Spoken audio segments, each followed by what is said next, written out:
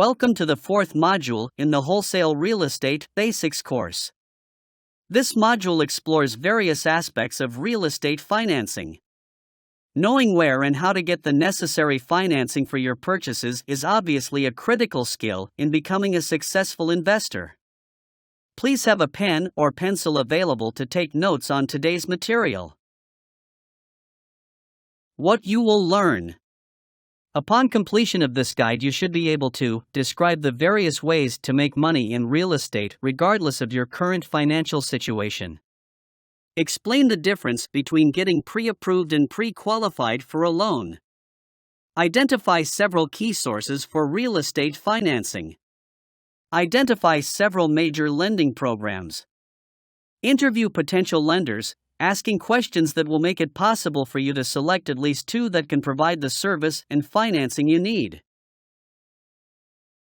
Tips for success. For our tips for success, let's turn to famous radio personality, Earl Nightingale. Mr. Nightingale defines success as the progressive realization of a worthy goal or ideal. In real estate investing, as in most fields, success does not all happen at once. It takes time. It may seem like your progress is painfully slow, but as long as you are making meaningful progress, you are being successful. Some of the most successful people in the world advocate the idea of living each day successfully in order to build a successful life. If you are accomplishing small tasks every day, and continuing that week after week, then before you know it, you will be living a successful life. So then, how do we live each day successfully? 3 key practices come to mind. 1. Keep your goal in mind. As much as possible during each day, keep your goal in mind. Think about why it is your goal, or what it will be like to have it accomplished. This will help keep you motivated as well as allow you to see your progress. 2. Complete daily tasks. Second, complete as many tasks in a given day as possible. This does not mean you have to work yourself ragged, or to try to get the greatest possible number of things done in the shortest amount of time. It simply means to use your time well, and give your best effort to complete what you set out to do every morning. 3. Focus on quality and efficiency.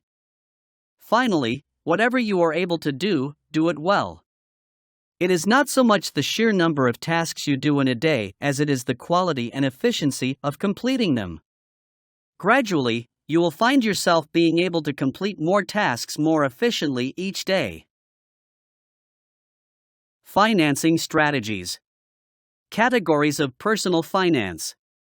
Money is typically one of the biggest concerns to a new real estate investor. Many people feel that even if they can get deals, they do not have the money to purchase them. Many of these people also do not know how to get the needed financing, so they let good, money-making properties pass them by. You are not going to be one of those people. Let's quickly identify where you are right now in regards to finances. There are 4 main categories of personal finance. 1. Those who cannot make a down payment and have bad credit. 2. Those who can make a small or moderate down payment but have bad credit. 3. Those who can make a small down payment and have good credit. 4. Those who can make a good down payment and have good credit. It may surprise you, but regardless of which of these categories best defines your situation, you can make money in real estate. So the question becomes, as an investor, do you need to worry about financing? And the answer is no. If you find a great deal, you can find the financing to make it happen. 1. No down payment and bad credit. It is common for many of the people we introduce to the world of real estate investing to be in a situation where they have no down payment and a bad credit score. They think that real estate investing is hopeless, but the fact is that there are actually many options available. One of the options that does not require any money at all is to find properties for other investors to purchase and collect a finder's fee for doing so. As you recall from the What's It Worth lesson, this strategy is called bird dogging. Another option we discussed is to find a property and assign the contract to another investor. To make this strategy work, you need to get a property under contract at a wholesale price, then assign it, or transfer fulfillment of the contract to another investor for a fee. You then walk away from the deal with money in hand, and the new investor completes the deal as per your contract. The fee can vary, but it is negotiated between you and the person you assign the contract to. In most cases, it is a larger fee than you would receive if you did a bird-dog deal. A third option for investors with no down payment and bad credit is to enter into a joint venture with a money source. In this strategy, you find a person or group of people who have money to invest, and you enter into an agreement with them that they will supply the funds necessary for the purchase and possible repair of the property. You then become responsible for getting the property fixed up, and then reselling or renting it and splitting the profits with the money source. You can also consider asking for seller financing when buying a property. As you recall from the What's It Worth lesson, seller financing is when you have the seller or private investor act like the bank for you. In some cases, they will finance the whole purchase amount, or require a small down payment and carry back the rest of the financing. You could also obtain a first mortgage from a lender for a portion of the purchase price, and then have the seller create a second mortgage that, combined with the first, totals the full purchase price. No matter which way you structure it, you as buyer will make payments to these people as agreed in your contract with them. Be aware that if you have no down payment to offer the seller, it will be much more difficult to get the seller to agree to carry financing for you. It is not impossible, but it is a higher risk for them, so they may be more cautious. As a fifth option, you could use hard money lenders. Hard money lenders are people or groups of people who lend money at traditionally higher rates than lending institutions and basically make their own rules when it comes to lending. Obviously, they have to abide by local and state lending guidelines, but they can be very creative in the way they lend and how they lend money. In exchange for higher rates, they typically have less stringent requirements for who they will lend to. Later in the lesson, we will talk more about hard money lenders and how they work. Small down payment, $1,000 to $3,000, but bad credit. If you have a down payment of between $1,000 and $3,000 in bad credit, you have some additional options to choose from to start your real estate investing business. These are in addition to the techniques available if you have no down payment and bad credit. With this amount of money available, one of the best strategies is to use a lease option to gain control of a property. As you recall from the What's It Worth lesson, with this strategy you lease the property with an agreement to buy it from the seller at a locked-in price at a later date. This is the option to buy. In most cases, the amount of money required for the down payment is very small. You continue to make payments to the seller until you can sell the home, fix it up and sell it, or lease option it to someone else.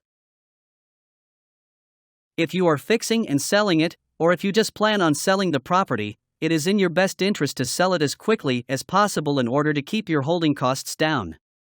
In some cases, lease options are not feasible because the seller wants the mortgage to be paid off in full immediately. In many investments, you will not need to use any of your own money. If you do need to use a little, sandwich lease options are perfect. Sandwich lease options are similar to traditional lease options, but they differ in that you do not actually buy the property until your tenant is ready to buy from you. You are considered the meat of the sandwich as you pass possession from the original owner through you to the tenant buyer. When you lease option the property to the tenant buyer, you will also ask for a small amount down.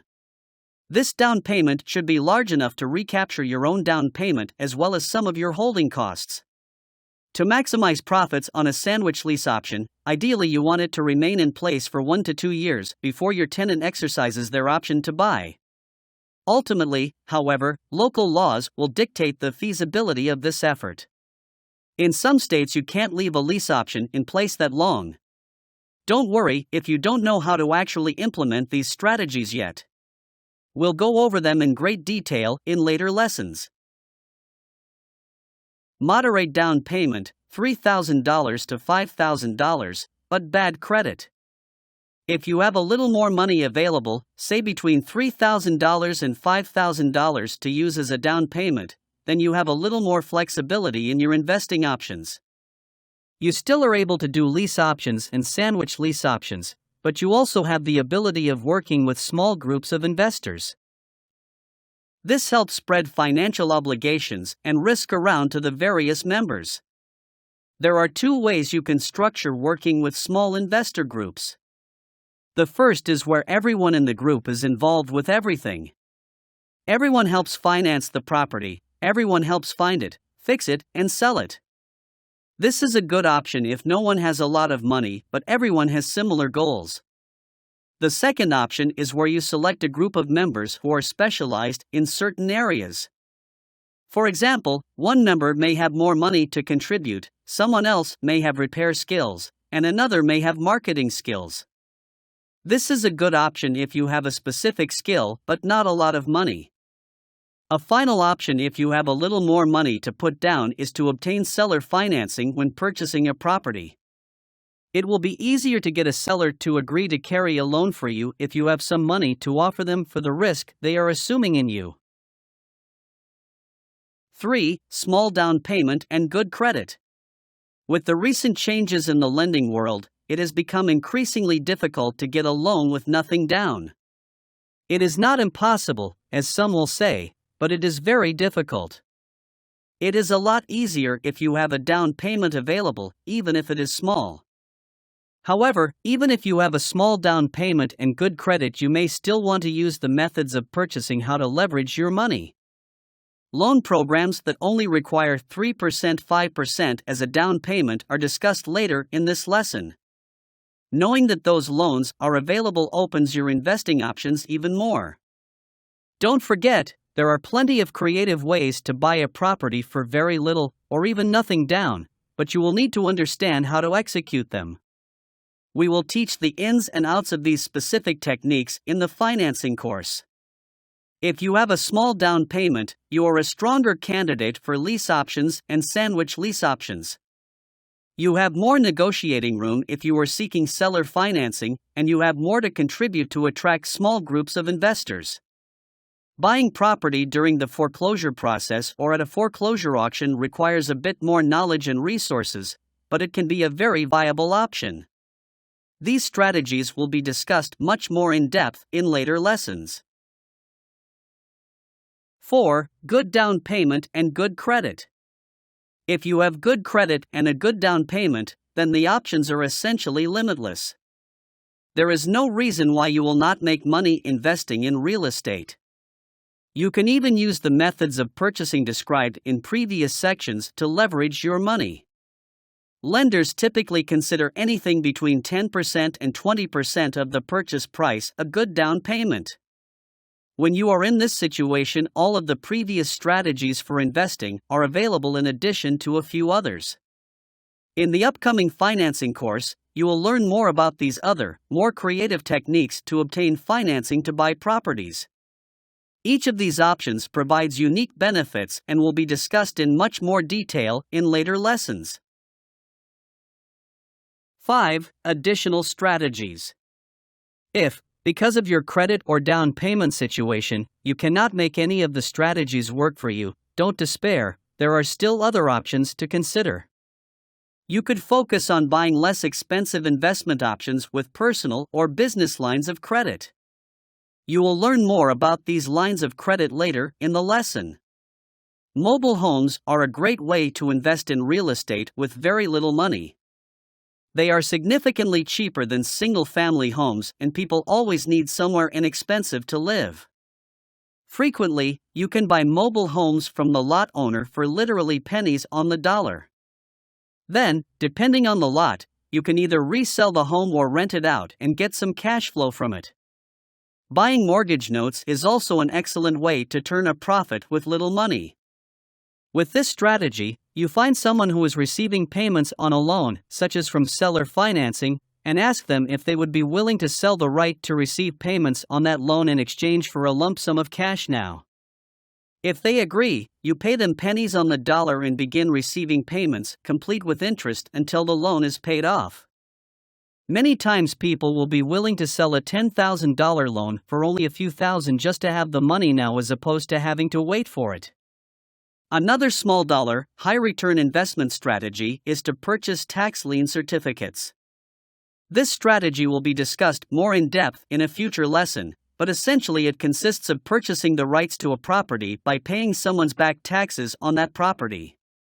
Since the city or state is currently receiving nothing on those back taxes, they will typically sell them very cheap to interested parties. If you want to pursue this option, you should check with your local county clerk to see exactly what purchasing the tax lien entitles you to in terms of the amount of the interest rate or property rights, since it varies from state to state.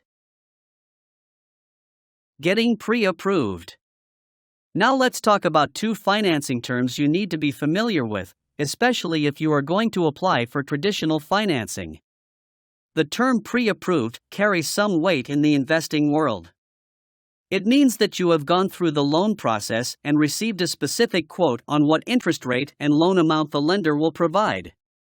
The quote is based on financial information you provide the lender, including your debt-to-income level, your assets, and your credit score. Lenders also use the term pre-qualified when referring to a buyer's loan status. Being pre-qualified is less desirable than being pre-approved because it is simply an estimate of what the lender thinks you are qualified to borrow for based on an evaluation of your credit score. Typically, these estimates are pretty accurate, but they do not hold as much sway in investing as being pre-approved. If you have the choice of getting pre-approved and pre-qualified, take the extra time and make the effort to get pre-approved. Credit scores. As you can tell, your personal credit is a very important component in the conventional loan qualifying process. This includes loans from banks, credit unions, and finance companies. Credit scores can range from 300 up to 850. Lenders like to see credit scores 750 and above. Your specific score comes from special calculations designed by the Fair Isaac Credit Organization, commonly referred to as FICO. To determine your overall credit score, FICO uses a score from each of the three major credit bureaus in the United States. Those bureaus are Experian, Equifax, and TransUnion. The scores from each of the bureaus are determined by information from various creditors over time. You may have noticed from your own credit report that the scores from each of these bureaus can be quite different. That is because a creditor does not have to report to all three bureaus. You might have 5 creditors reporting to Equifax, 3 to TransUnion, and 7 to Experian. Since each has a different number of creditors reporting to it, each records a different score. FICO computes an average of the 3 in what is often called a tri-merge score. Your FICO score affects how much a lender allows you to borrow and at what interest rate. The higher your score, the better the rate you get and the more credit you are offered. Money sources. Now that you have learned about credit and how it affects financing, let's look at some of the sources from which you can obtain money to invest. Lender categories. There are 2 categories of lenders, conventional and unconventional. Conventional lenders have federally imposed rules and regulations they need to obey. The terms they offer are partially mandated by the Federal Reserve Bank. This regulation maintains balance in the lending world by prohibiting lenders from creating their own terms. Unconventional lenders have fewer restrictions on what they provide. They are still ultimately controlled by federal law, but the laws that affect them are less stringent. This means there is more flexibility in their terms, but little consistency from lender to lender. Other money source options are lines of credit and home equity loans. Both conventional and unconventional lenders can provide these in certain circumstances. Both conventional and unconventional lenders have their place in investing, so let's take a closer look at each of them and some of the loans each can provide. Conventional lenders. Conventional lenders include banks, credit unions, finance companies, mortgage bankers, and mortgage brokers. Banks. Just about everyone is familiar with what a bank is, an establishment where money is kept for saving, investing, and loaning. Credit unions. A credit union is very similar to a bank, but there are typically specific requirements you need to meet in order to become a member. They are typically non-profit and distribute their profits back to the members. Because of their membership requirements and being typically less regulated than banks, credit unions are sometimes able to process loans for lower interest rates. Finance companies. Finance companies borrow money and then make loans to individuals and businesses. Unlike a bank, they do not receive deposits but typically obtain their financing from a number of banks, institutions, and other money market sources. Finance companies typically enjoy high credit ratings and are thus able to have high credit ratings and thus are able to borrow at slightly below market rates. Even so, the interest rate at which they loan money will vary with market conditions and could be higher or lower than other sources. Mortgage brokers. A mortgage broker is an intermediary who brings a borrower and a lender together. They might have sources of conventional or more creative funding sources for their borrowers. The broker collects appropriate paperwork from the borrower and then presents it to different lenders to get the best rate possible on the loan. Mortgage brokers collect an origination fee from the borrower and a yield spread premium from the lender as compensation for their services. Conventional loans. Fixed-rate mortgage. One of the most common conventional loans is a fixed-rate mortgage. This is a loan where the interest rate does not change over the life of the loan and payments are typically made monthly over a set period of time, usually 30 years. Adjustable rate mortgage. You also have the option of obtaining an adjustable rate mortgage, or ARM. With this kind of loan, the interest rate is adjusted based on market trends. These types of loans carry more risk because interest rates change daily, and so there is always the risk that your rate will go up.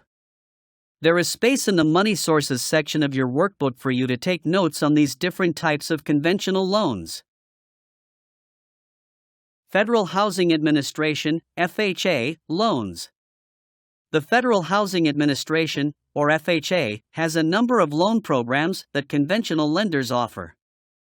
In order to offer an FHA loan, the lender has to be federally qualified. This is one of the ways the government can regulate consistency in lending. Some of the FHA programs provides loans for people with lower credit scores and require a small down payment of just 3% or less. An FHA loan has historically allowed lower-income Americans to borrow money to purchase a home they may not otherwise qualify for. One of the drawbacks to FHA loans with a low down payment is that borrowers must purchase private mortgage insurance for loans on which they put less than 20% down. Private mortgage insurance offsets losses for the lender in cases where borrowers are unable to repay a loan and lenders are unable to recover their costs after foreclosure and sale of the property. Veterans Affairs, VA, loan. Another loan from conventional lenders is the one issued by the U.S. Department of Veterans Affairs, also called a VA loan.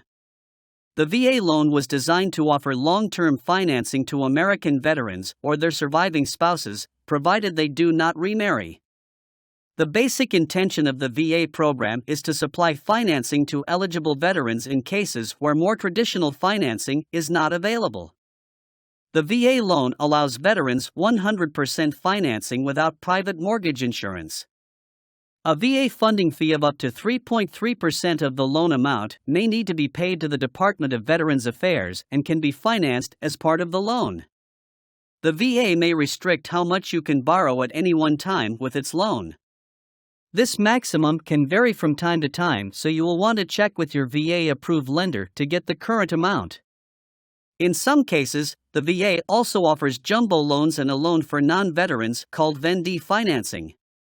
It is commonly offered on VA foreclosures and is available to any buyer. Subprime loans. Subprime lending is an option that you might consider if you cannot get other types of conventional loans.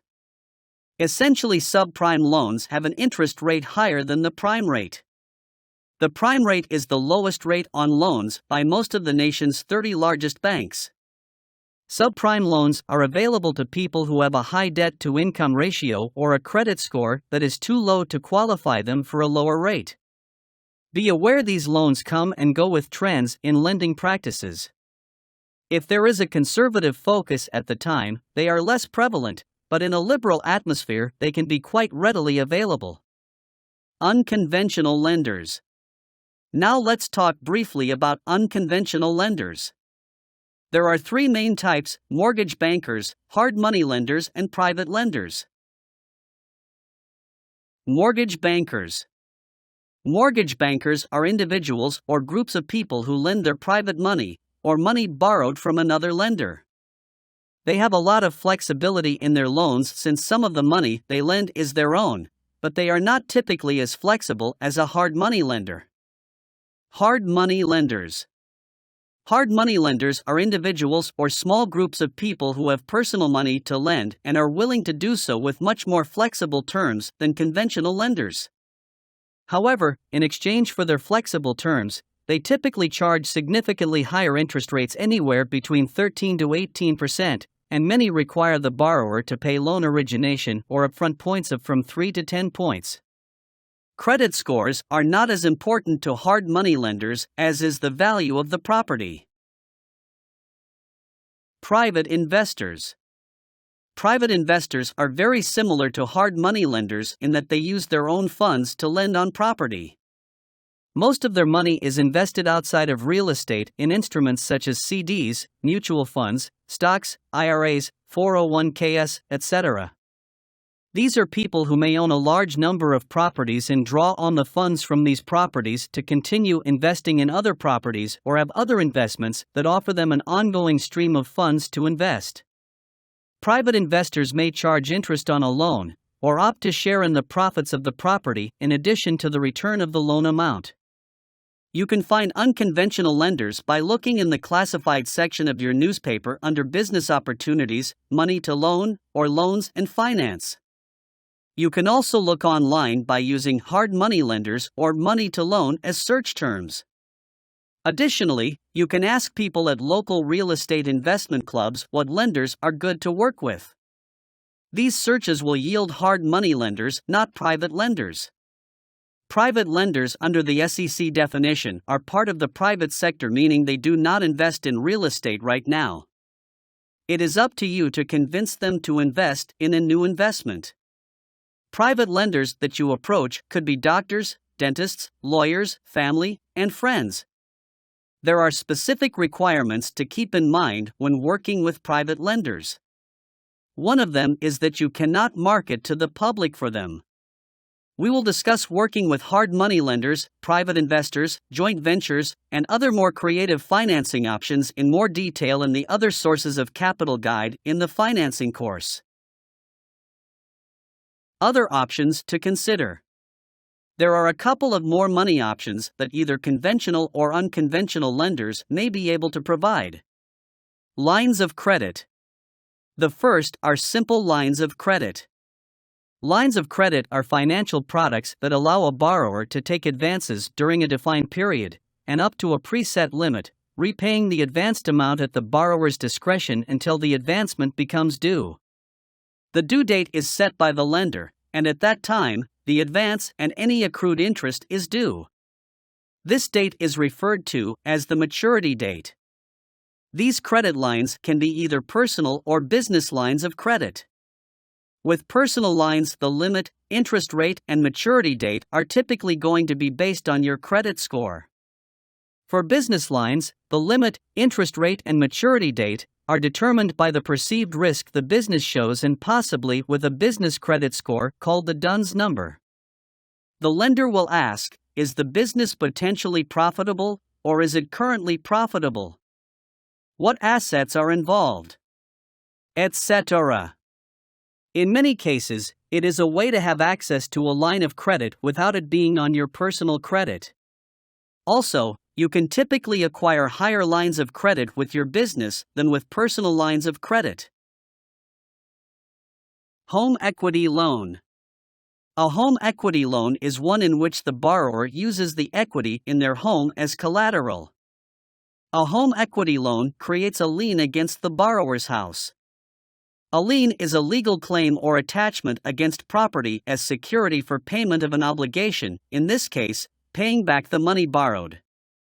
Typically, home equity loans are referred to as second mortgages because they are backed by the value of the property just like a traditional mortgage. Home equity line of credit. Another option that is frequently confused with a home equity loan is a home equity line of credit or HELOC.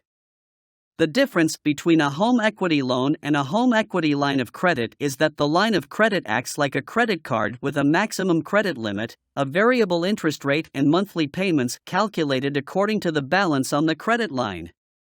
Both home equity loans and lines of credit can be excellent ways of getting money for investment purposes. Selecting a lender. When you are getting ready to talk to lenders, there are 6 questions that you should always ask in order to find out how creative they can be as a lender as well as how good they are going to be to work with. Questions to ask your lender. Some lenders will say almost anything to get you in the door, but then may not be able to do what they said they could. These questions will help minimize that. Question 1. Does the lender have any creative financing options for investors? It is important to tell the lender that you are an investor right up front. Be aware, not all lenders are investor-friendly. You might get some negative feedback, but that's okay, just move on to the next one. Also keep in mind that depending on your credit score, the word creative might mean different things. For example, if you have a credit score in the low 600s, it would be considered creative to get you a traditional loan with a decent interest rate for an investment property. On the other hand, if you have a credit score over 750, creative can mean no money down, or other forms of attractive financing. Question 2. Does the lender have any no money down loans for investors? As was discussed previously, if you are working with a conventional lender, your credit score will factor in immensely here, but not as much with an unconventional lender. So for those of you whose credit scores are low, this is an important question to ask because you will learn if you are talking to a conventional lender or an unconventional one. A creative lender will understand what you mean by this question and may have hard money lenders, private investors, lines of credit, and grant programs that they can offer to help this become a reality. Question 3. Do you have any 5% or 10% down loans? Again, your credit could be a factor here, especially if you are dealing with a conventional lender. Question 4. Does the lender allow the seller to carry the down payment and pay closing costs? Many lenders will not allow the seller to take this responsibility simply because of the risk it represents to them as a lender. In their eyes, you are getting into a property with no vested interest. You have put no money into it, nor will you until the first payment is due. So it seems so much easier in their eyes for you to walk away having paid nothing. But it can be a great option for you who have very little money, but have a motivated seller and a good property. Question 5. Do you have any no documentation loans? A no documentation, or no doc, loan requires no employment, income, or assets to be stated on your loan application. The lender does not verify any information beyond your credit profile and the value of the property. Some no-doc lenders allow as little as a 5% down payment depending on your credit profile. This is an ideal loan option if your employment is difficult to verify. All you need is good credit, enough equity, and a good property. Another option to a straight no-doc loan is to add employment. This is frequently described as a no-income no-asset loan. In this case, the lender verifies your employment, but not your income or assets. If you are self-employed, the business must be verified with a business license or similar documentation. If you are employed by a company, your employment needs to be verified, but nothing else. Question 6. Will you lend based on the purchase price or the after-repair value? Most times lenders, both conventional and unconventional, lend according to the current appraisal value. Granted, your actual loan amount might be less than the appraisal according to the agreed purchase price, but few will lend for more than the appraisal. That is why it is important to ask about the after-repair value. Some lenders can loan higher than the current appraisal if they know your repairs will add significant value to the property. Commonly, these lenders lend money in outside-the-box deals. Essentially, this is their niche in the lender market. One thing you want to keep in mind anytime you are talking to a lender is to always be upfront with them. Do not try to trick them into giving you a loan that either you can't pay for or you do not qualify for. It only hurts you. Instead, lay all your cards on the table, so to speak, and let your loan professionals see what they can do. If you have asked the right questions and made a good choice in your lender, then they can get the deal done the best way for you. The time you took to find and qualify them will definitely more than pay for itself. You should contact at least 10 lenders to give yourself the best chance to find a couple who will be able to provide the service and the financing that you need as an investor. Congratulations! You have completed the basics of financing lesson. Now that you know something about the world of lending and loans, you need to go out and put your knowledge to work for you. Remember, the harder you work, the faster it will happen. And always remember that regardless of your credit or financial situation, you can be successful in real estate.